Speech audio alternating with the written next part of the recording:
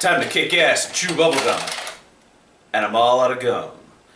And a good thing, too, because I hate that stuff. Up until now, I've only done revisits for games where people thought I was unfair, and I later thought so when I look back on it. But this is the first revisit I've done because people said I was too nice to a game. And it's almost been 3 years since I reviewed this one, where I gave it a gift from Duke's Court because I really enjoyed it. But I got a lot of people, more so than usual, saying that I was too nice to the game and that it's actually bad. And I thought I was quite clear that I was playing the PC version, which is superior to the console releases, although by a small margin compared to major gaming media outlets. So I decided to take another look at the game. Maybe I was too nice to it. I remember having fun with it a few years ago, but let's see if anything's changed. And I don't think I need to go into all the detail about Duke Nukem Forever's development history, so here's a short version. It took 14 years because director George Broussard kept changing things, burning through his money until he ran out. 3D Realms nearly went under, but sold off the property to Gearbox, who finished the game. So during this replay, the experience was pretty different from before. Originally, I was playing on a gaming laptop, which had an i7 2.7 GHz Intel quad-core processor, 16 gigs of RAM with an NVIDIA GTX 660M with 2 gigs of GDDR5. Now I'm playing on an AMD 8-core processor at 3.5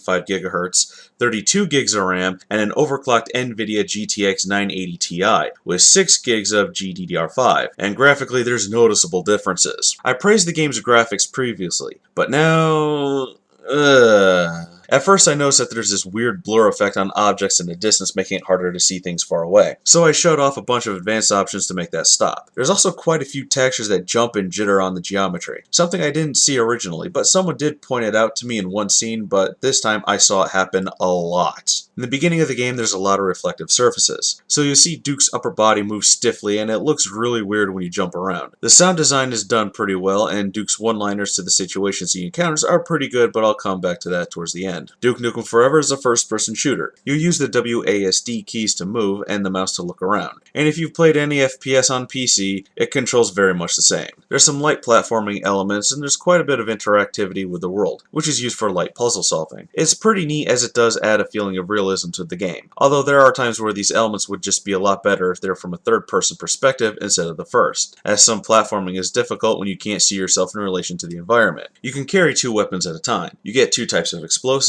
trip mines, and car bombs. In my original review, I said that you could have up to 4 weapons on the PC version. However, you actually have to go into the options menu and turn that option on. For the majority of my playthrough, I didn't know that until a hint popped up during the loading screen. So I was wondering if the patch that they talked about never came to fruition. But it did, and holding 4 weapons for this game almost feels pointless, because the fights don't last that long. Maybe 10 to 15 enemies that pop up at a time, and there's a lot of ammo all over the place. And there's reusable ammo crates that make it simpler. So you could really just use a single weapon the whole time. I mostly use the Ripper because they built the game around you holding 2 weapons, not multiple. Since Duke Nukem is clearly an egomaniac, he gets the ego meter, which increases every time you do something egocentric, like defeating a boss, admiring yourself in the mirror, killing a rat in a microwave, or slapping some boobs on a wall.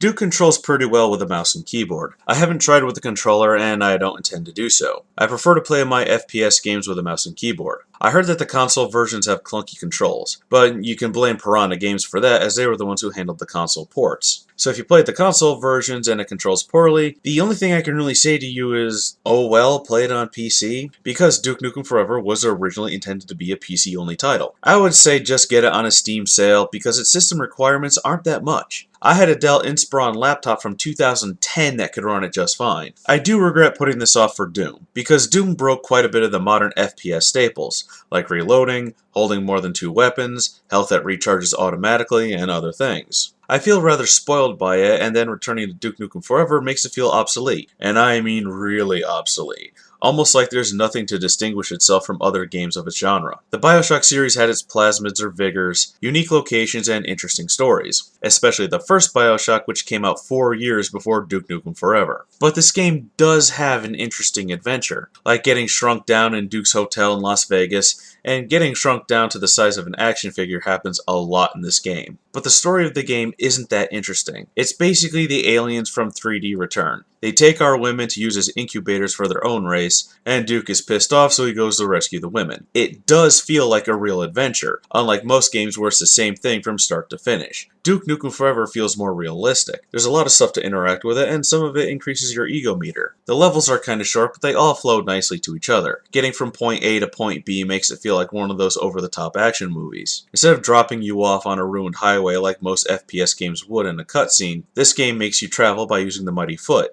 Duke's monster truck. While it's only used in a certain section of the game, it's a neat transition instead of having to do it by walking or a cutscene. Granted, the driving controls don't control all that well, or maybe it does control perfectly for a monster truck, I don't know, I've never driven a real one. There's times where this game feels harder than it should be. There's very little to no explanation, like in the Hive. I come to a dead end and I'm trapped. There's a pit and a bounce pad in the distance and some explosives. You can't climb up to the ledge next to you, so maybe there's a bounce pad under you. Nope, there isn't. Just certain death. But what's up above the ledge? Maybe you gotta kill the octobrains and they'll trigger a way up there. Nope, you can't blow them out of their pods. What you need to do is throw a bomb onto the bounce pad so it bounces off and lands in the alcove above you to move a giant pillbug. While you've been using the bounce pads a few times, it's not hinted that you can use them in this way. It's the only puzzle you encounter that does this, until you fight the Hive Queen. To get her to stop blocking, you need to throw bombs on the bounce pads to move its arms out of the way. I'm not asking for the game to hold my hand, but once in a while a hint would be appreciated, and it would probably be a neat way to hear Duke say it as a classic Duke Nukem one-liner. Situations like this make the game feel harder than it should be, and while there are hints at the loading screen, I didn't get one that told me that the octobrains can throw rockets back at you until they already did it. But the game loads so fast on my computer that I only get one hint before it's loaded and ready to go. But while there's times where the game feels like it's harder than it should be, it's actually not that difficult. The times I died were due to my own fault, like miscalculating the timing of certain bosses when they were vulnerable, or missing their telegraphs. I never felt like I was cheated, but I had to learn the mechanics of a boss fight instead. And one thing that did happen, and it happened quite a lot, was when I hit a checkpoint while moving, the camera would snap to a very random position, pointing up, down, or doing a complete 180. This never happened on my first playthrough, and it's incredibly annoying as I need to get my bearings every time this happened. So is Duke Nukem Forever the game that I thought it was?